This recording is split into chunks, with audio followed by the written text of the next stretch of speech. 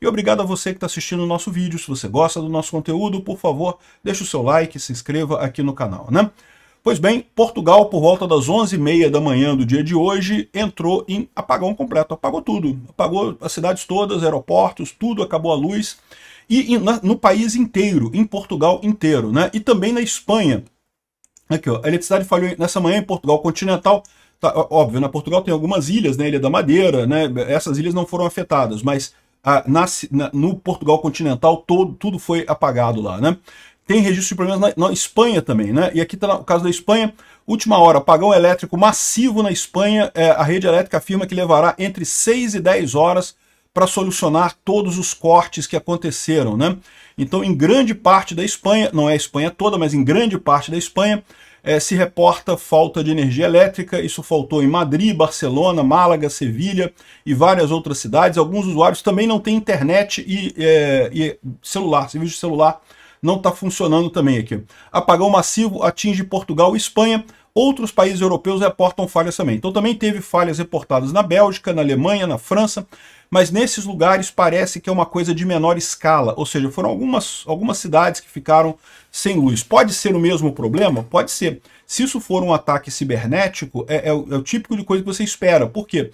Porque você tem, de repente, um ataque que foi contra grandes geradores em Portugal e na Espanha, e aí você consegue tirar o país inteiro da rede elétrica, né, derrubar a rede toda no país. Lembra, as redes elétricas, tipicamente, elas têm mecanismos de compensação. Então, se falta um grande gerador de energia, outros geradores tendem a produzir mais. Mas se você tira, sei lá, 20% da capacidade de geração de energia, o resto não consegue suprir, não tem como chegar nesse nível, e aí você acaba tendo a rede toda caindo, né, quando essa coisa é muito rápida. E pode ter sido isso que aconteceu em Portugal e na Espanha, esse desligamento, ou seja, você tinha uma companhia geradora que usava o software XYZ, esse mesmo software usado em empresas menores na Espanha, ou desculpa, na França, na Bélgica e na Alemanha. Então, onde esse software é usado, isso caiu também, mas em princípio, se for um ataque cibernético, pode ser essa coisa, mas a gente ainda não tem essa informação, tá, gente? Não sabemos se foi isso. E como a companhia da Espanha diz que vai levar entre 6 e 10 horas para solucionar, isso dá uma dica de que pode ser alguma coisa mais séria, né? Bom, se você perder o software de controle dessas usinas, isso é uma coisa bastante séria, né? Não é fácil você recuperar esse tipo de coisa, mas, de novo, ainda não temos informações sobre exatamente o que aconteceu. Em Madrid se reportou que semáforos apagou no meio da cidade, vários edifícios ainda não recuperaram a conexão. Barcelona, Guadalajara, Sevilha, Málaga, vários lugares estão sem coisa, né? E o que começa a acontecer, né? Aqui, ó, tá mostrando aqui o apagão grande. Na Espanha foi meio-dia e meio, em Portugal 11h30, né? Então, ou seja, aqui no Brasil seria por volta das 7h30 da manhã que aconteceu isso. E falta Espanha, Portugal é o principal. O principal é Espanha e Portugal, mas outros países também foram atingidos. Andorra, que é ali no meio da Espanha com a França, deve ter acontecido também. Partes da França. E tem aqui, o Marcelo do Hoje do Mundo Militar está falando que com o colapso da energia elétrica também as redes de comunicação começam a falhar. Por enquanto ele ainda consegue usar algumas redes, mas tem quedas esporádicas, ou seja, a coisa está instável aqui. Isso aqui já é a verificação de conectividade em Portugal e na Espanha, para você ver como é que é um evento que realmente consegue bagunçar a vida de todo mundo, né? Aqui, algumas imagens aqui dos lugares, aqui sinais pararam de funcionar, evidentemente, tudo sem luz, isso aqui é na Espanha, tá?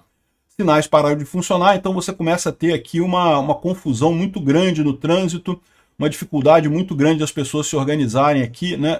Aqui o metrô na Espanha parou de funcionar, não está funcionando mais. Aqui, ó, o metrô parado. Ali a gente tem imagens também de trens, aqui, ó, trens.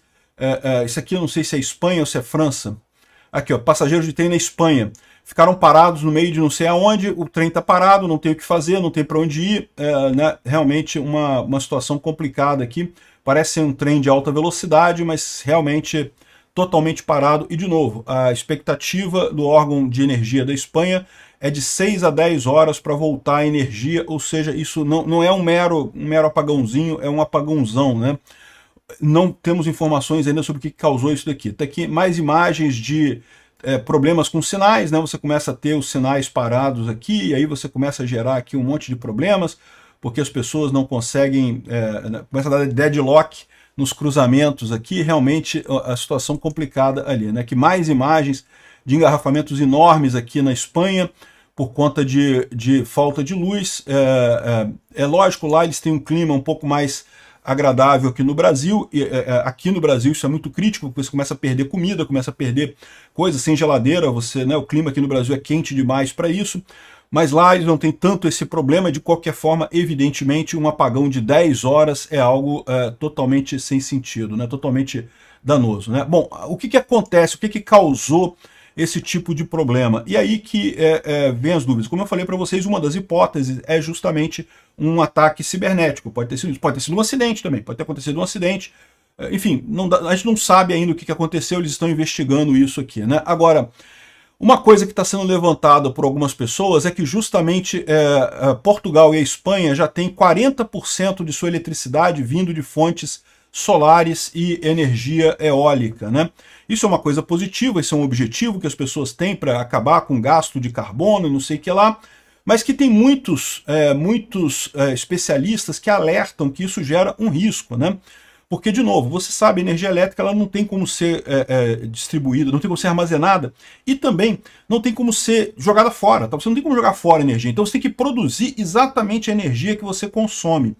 As redes de energia elas já têm todo um mecanismo para controlar isso, então as usinas abrem mais a vazão na turbina, fecham a vazão na turbina, conforme a necessidade de produzir energia e coisa e tal. Então você tem que manter isso o tempo todo, a rede ela tem que funcionar ali seguindo o tempo todo, o consumo tem que ser equilibrado com a produção, né? E isso numa usina hidrelétrica é relativamente fácil de fazer, numa usina nuclear é muito fácil de fazer. Em outros mecanismos, digamos, tradicionais, numa usina termoelétrica é muito fácil de você fazer, é uma questão de você ajustar ali a geração de energia, a quantidade de energia que você gera. Então é muito fácil fazer isso nos meios, digamos, tradicionais de energia. E a crítica que o pessoal faz é que nesses outros meios, na energia solar e na energia eólica, você não tem muito como controlar a geração de energia. Então isso gera um fator que é um fator de risco para a rede, que de repente o que aconteceu aqui não foi nem falta de energia, foi excesso de produção de energia de eólicas e solares, né? Você pode ver aqui pelo dia que está aparecendo aqui, é um dia bastante claro na Espanha, né? Parece um dia muito bonito por lá. Então, o que você pode ter é o contrário, uma sobregeração de energia que acabou derrubando a rede. Lembra? Você não pode gerar mais energia do que você consome, não tem onde botar essa energia, isso crecha a coisa, né? Então aqui, ó, a gente não sabe o que é. Esse cara aqui está dizendo que há muitos anos atrás, ele estava avaliando o risco da geração de energia e aprendeu sobre o chamado Início Negro na Austrália, né? Que foi justamente um evento similar a esse, mas de menor capacidade, que justamente foi gerado por excesso de energia renovável.